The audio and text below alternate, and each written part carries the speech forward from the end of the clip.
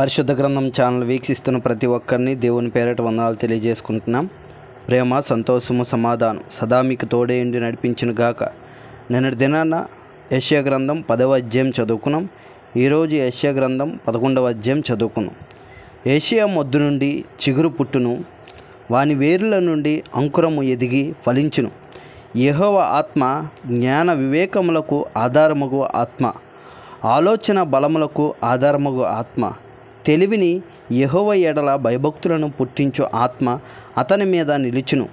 యెహోవా భయము అతనికి ఇంపైన సువాసనగా ఉండును.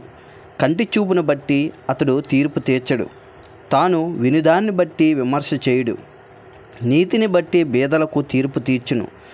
భూనివాసులలో దీనులైన వారికి యథార్థముగా విమర్శ చేయును. తన వాగ్దాండము చేత లోకమును కొట్టును, తన పెదవుల ఊపిరి చేత దుష్టులను చంపును. అతని నడుమునకు నీతియు, అతని తుంట్లకు సత్యమును నడికట్టుగా ఉండును.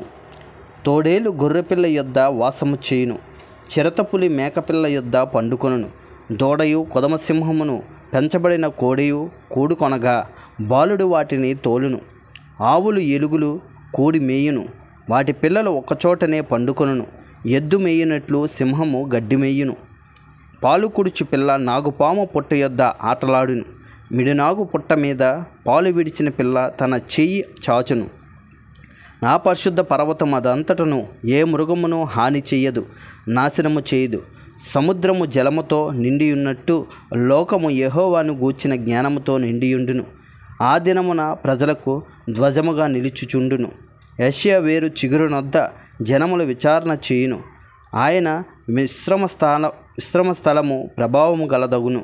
ఆ దినమును శేషించు తన ప్రజలు శేషమును, అసురులో నుండి, ఐగుప్తులో నుండి, పత్రాసులో నుండి, కూసులో నుండి, ఎలాములో నుండి, సినారులో నుండి, హమాతులో నుండి, సముద్ర ద్వీపములలో నుండి విడిపించి రప్పించుటకు యెహోవా రెండవ మారు తన చేయి చాచును.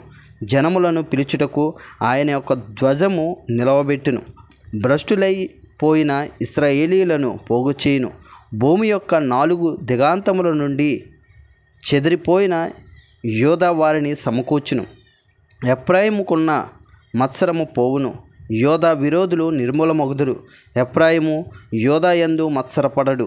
యోధా ఎఫ్రాయిమును బాధింపడు. వారు ఫిలిష్తీయుల భుజము మీద ఎక్కుదురు. పడమట వైపునకు పరిగెత్తిపోవుదురు. ఏకీభవించి తూర్పు వారిని దోచుకొందురు. ఏదోమును మోయాబును ఆక్రమించుకొందురు. అమ్మోనీయులు వారికి లోబడుదురు. మరియు యెహోవా ఐగుప్తు సముద్రం యొక్క ఆకాతమును నిర్మూలము చేయును. వేడిమి గల తన ఊపిరిని ఊదును. యూఫ్రటీసు నది మీద తన చెయ్యి ఆడించును. 7 కాలువలుగా దానిని చీలగొట్టును.